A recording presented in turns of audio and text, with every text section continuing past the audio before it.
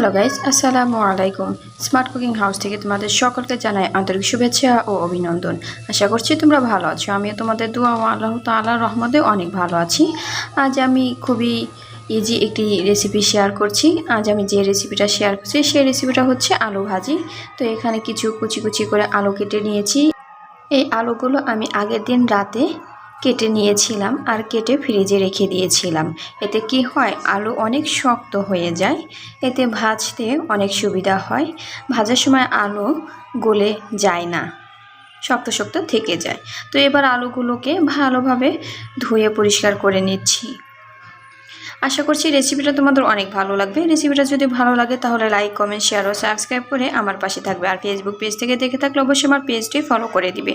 তো আলু ধুয়ে নেওয়া হয়ে গেছে, তোমরা দেখেই বুঝতে পেরেছো যে কতটা শক্ত হয়েছে। এবার চুলা অন করে দিয়েছি, তাতে একটি প্যান বসিয়ে দিয়েছি, দিয়ে দিচ্ছি পরিমাণ মতো তেল। তেল গরম হয়ে এসেছে, এবার ফোড়নের জন্য কিছু রসুন কুচি দিয়ে এবার একটু লাল লাল করে ভেজে নিচ্ছি।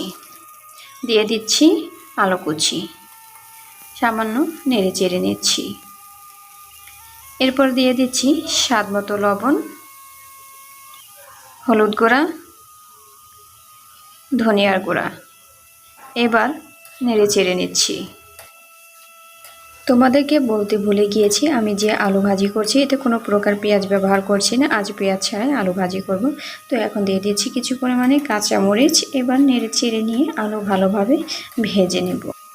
পেঁয়াজ ছাড়া যে আলু এত সুন্দরভাবে ভাজি করা যায় তা ভেজে না খেলে বুঝতে পারতাম না।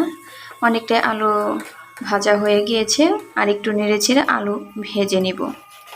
তো আমার আলু প্রায় ভাজা হয়ে গিয়েছে, এই পর্যায়ে আলু নামিয়ে সার্ভ করে নিব। তো দেখো কত সুন্দরভাবে আলু ভেজে নিয়েছি। আজ এখান থেকে বিদায় নিচ্ছি, আবার দেখা হবে নতুন কোনো ভিডিওতে। সেই পর্যন্ত ভালো থেকো, সুস্থ থেকো, আল্লাহ হাফেজ।